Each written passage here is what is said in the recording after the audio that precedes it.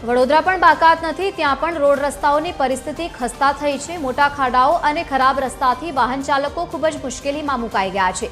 ખરાબ માર્ગ પરથી વાહન વ્યવહાર ખોરવાઈ રહ્યો છે અને બીજી તરફ લોકો પટકાઈ રહ્યા છે। વિસ્માર રસ્તાના કારણે સ્થાનિકોને રોજિંદી અવરજવરમાં મોટી મુશ્કેલી થઈ રહી છે।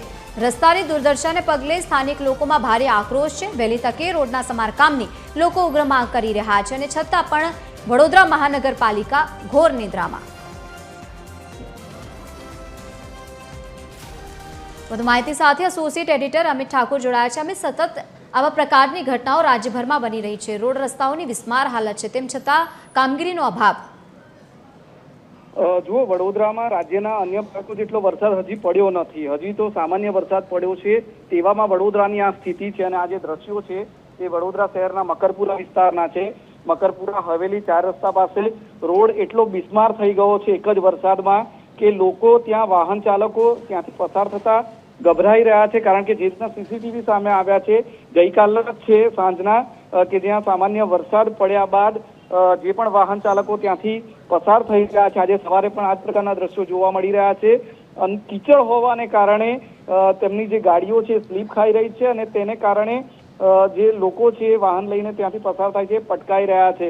જે સીસીટીવી છે તેમાં સ્પષ્ટપણે જોઈ શકાય છે એક યુવક એક્ટિવા લઈને ત્યાંથી પસાર થાય છે, પરંતુ વરસાદને કારણે કીચડ એટલું બધું થઈ ગયું છે કે તેને કારણે એની ગાડી સ્લીપ ખાઈ જાય છે અને એ કીચડમાં પડે છે। આ સ્માર્ટ સિટી વડોદરાના રોડની આ હાલત છે।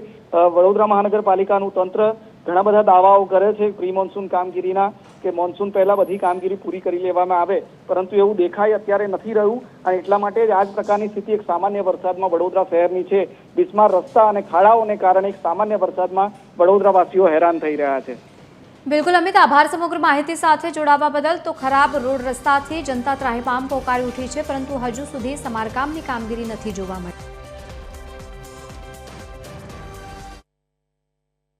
ખાડા બહુ પડી ગયા છે। ખાડામાં પાણી ભરાઈ જાય છે તો સ્કૂટર વાળા ચાલવામાં પણ તકલીફ પડે છે। સ્કૂટર વાળા કેટલા પડી ગયા, લેડીઝો કેટલી પડી ગઈ। તો અમારું કહેવું છે કે આ રોડ બરાબર થઈ જાય અને વ્યવસ્થિત બધાને તકલીફ ન થાય, બધાને બહુ પ્રોબ્લેમ થાય છે। વડોદરામાં ચોમાસાના આગમન સાથે જ ભૂવા પડવાની પણ શરૂઆત થઈ ચૂકી છે। નવાયાર્ડ વિસ્તારમાં લાલપુરા પાસે ફરી એક ઊંડો ભૂવો પડી ગયો છે। રોડ પર ભૂવો પડતા મુખ્ય માર્ગ કોર્ડન કરી દેવામાં આવ્યો છે। 6 મહિના પહેલા પૂરેલો આ ભૂવો છે જે ધોવાઈ ગયો છે। વારંવાર એક જ સ્થળે ભૂવો પડતા સ્થાનિક લોકોમાં આક્રોશ છે અને નબળી કામગીરી દેખાઈ રહી છે।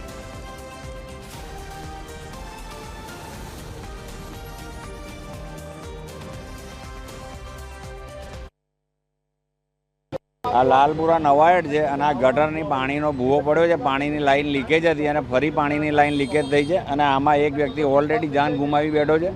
અને આ વારંવાર નેશનલ હાઈવે છે પાછો, અને આ કોઈ સોસાયટીનો રોડ નથી કે વારંવાર કોર્પોરેશન ખર્ચા કરે આની અંદર, અને આ લોકોના પૈસાનો ખોટો વેડફાટ કરી રહ્યા છે આ લોકો। કોર્પોરેશનના જે એન્જિનિયરો છે તો ભણેલા ગણેલા હોય તો એમને જોવું ના જોઈએ કે આ કઈ રીતે ભૂવો ફરી પડી રહ્યો છે। 6 થી 7 મહિના પહેલાં એક 15 થી 20 ફૂટ લાંબો ભૂવો પડ્યો હતો અને જે મેન હોલ લીકેજ હોવાથી ભૂવો પડ્યો હતો અને એ ભૂવાની અંદર ગામના એક નવજવાનને જીવ ગુમાવ્યો હતો।